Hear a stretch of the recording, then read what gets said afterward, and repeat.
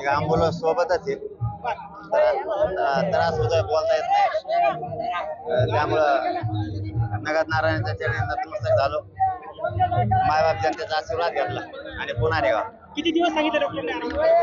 त्यांनी आता 15 दिवस सांगितले, परंतु मला उद्या 30 तारखेला बेळगावला मोठी सभा आहे. मला जावं लागतं कारण माझा शब्द गेलेला आहे त्यांना. त्यामुळे आता फक्त ऍडमिट होतो आता आणि पुन्हा उद्या सुट्टी घेऊन जातो. तुमचे सहकारी गंगाधर गावकडे यांनी लोकसभेसाठी उमेदवारी अर्ज दाखल केलेला आहे. केला मलाही कळालं, कारण मी एकही उभा केलेला नाही राज्यात कुठंच. त्यामुळे त्यांनी सांगितलं की मी माघार घेणार आहे. त्यांनी पण सांगितलं. नारायणगडावरती सभा होती, कशी तयारी आहे? तुम्ही तिथे कधी जाणार? 3 तारखेला बैठक लावली नारायणगडावरती. 3 हप्ता येणार आहे 3 ला आणि कार्यक्रमाची तयारी जोरदार सुरू पूर्ण राज्यभर. पाटील 288 विधानसभा मतदारसंघात उमेदवार देण्याची तुम्ही घोषणा केली आहे, त्याची देखील तयारी सुरू असेल. काय नेमकं प्रक्रिया सुरू आहे? तुम्हाला कधीच खोटं बोललो नाही मी मीडियाचा बांधव. 1 महिना झाला मी तयारी सुरू. 288 लढणार आहे 100%. जर सगळ्या सोयरीची अंमलबजावणी मराठा आणि कुणबी एकच याची जर अंमलबजावणी नाही केली विधानसभेत मैदानात आम्ही सगळे माझं राजकारण माझा मार्ग नाही. आणायचं त्याला आणा, मी म्हणणार नाही याला आणा त्याला आणा, कोणालाच म्हणणार नाही. उभा राहण्यापेक्षा पाडण्यात सुद्धा खूप मोठा विजय, खूप मोठा विजय. इतकं ताकदीनं पाडा 5 पिढ्या तरी कधी उभा नाही राहिला पाहिजे कोणाच. मी द्वेष केलाच नाही. आता समाजाला पर्याय नाही तुमच्या प्रश्नानुसार. आम्ही न दिल्यामुळं आता दोन्ही सारखे दिली. आमच्यासाठी दोन्ही सारखे दिली. ते 60-65 वर्ष आमचा कार्यक्रम लावलेला आहे आणि यांनी तर ताजं थोबा आणलाय आमचा आत्ता. त्याच्यामुळे आमच्यासाठी कोणीच चांगलं नाही. पण आता समाजाला पर्याय नाही आम्ही दिलेला नसल्यामुळं. समाज बरोबर कार्यक्रम लावतो, सोडत नाही. विधानसभेला स्वतः मी बी मैदानात आहे, माझा समाज बी मैदानात.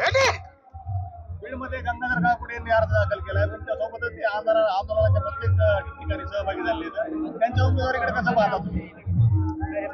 आता त्यांनी कसा भरला काय मला माहित नाही. एक तर मला ऍडमिट करायला ती होती 3 वाजता आणि या काही जाऊन सकाळी फॉर्म भरतात म्हणजे याच्या पाठी मागून तरी असलं पाहिजे. तर इतकं तात्काळ प्रक्रिया होणं सोपं नाही. परंतु त्यांनी सांगितलंय मी वापस घेणार आहे, कारण समाजानं उमेदवार दिलेला नाही. त्यामुळे त्यांना ते परवडणार नाही.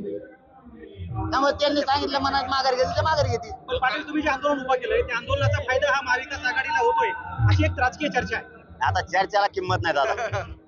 फायदा होतोय नाही होतोय मी समाजाच्या खांद्यावर जबाबदारी दिली. मी मायबाप मानलो. ज्या समाजाला मी मायबाप मानतो त्यांना नाही ऐकू शकत. माझं प्रेम माझ्या समाजावरती. मी गोरगरीब मराठ्यांचं काम करतो म्हणून माझ्या गोरगरीब मराठ्यावर सुद्धा गुन्हे दाखल करायला दिली. काय केलं माझ्या गोरगरिबांनी? हेच गोरगरीब त्यांना हिसका दाखवते. आता फायदा कोणाला होतो मी करा म्हणलो नाही ना युतीला करा म्हणलो फायदा ना महाविकास आघाडीला. समाधान ठरवायचं फक्त सगळ्या स्वैर्याच्या अंमलबजावणीच्या बाजूनं मराठा आणि कुणबी एकच या बाजूनं आपण सगळ्यांनी सहकार्य करावं हे सांगितलं. शेवटी निर्णय समाज बरोबर घेतोय. पाडण्यात खूप मोठा विजय. एवढी धास्ती आहे एवढंच सांगतो जातो. एवढी धास्ती आहे मराठ्यांची एकीची.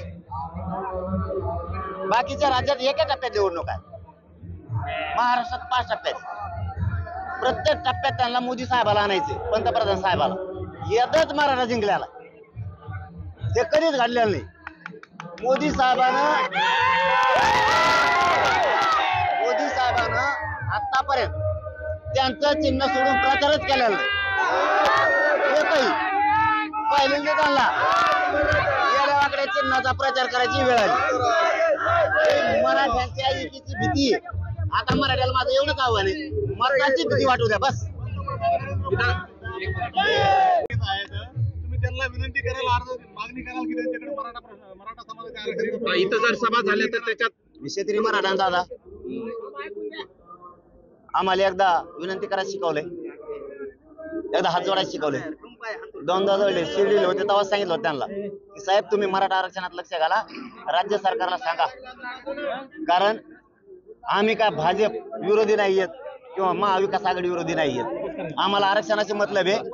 तुमचा इथला माणूस जाणून बुजून आमच्यावरती केसेस करतोय, आरक्षण देत नाहीये. मोदी साहेब सरकारला सांगितलं झालं असं त्यांनी सांगितलं. बार विनंती करायला मोकळे आहेत का आम्ही? क्षेत्रीय मराठी आहेत ना भाऊ, आम्ही एकदा केली ना, त्यांच्यावरती वेळ आली सभा घेण्याची आणखीन तिने पुढे सावध राहावं आम्हाला यायचं नाही राजकारण सगळ्या स्वारीत अंमलबजावणी नाही दिली तर मैदानात मराठी 100% विधानसभा